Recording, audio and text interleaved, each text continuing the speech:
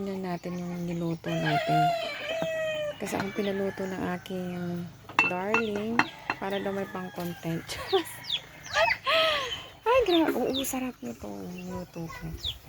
Oh, tinimplahan ko na yan.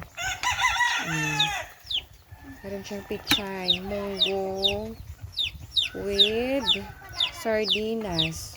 O, diba? Sarap. Diba? Sarap. Kumukulo na.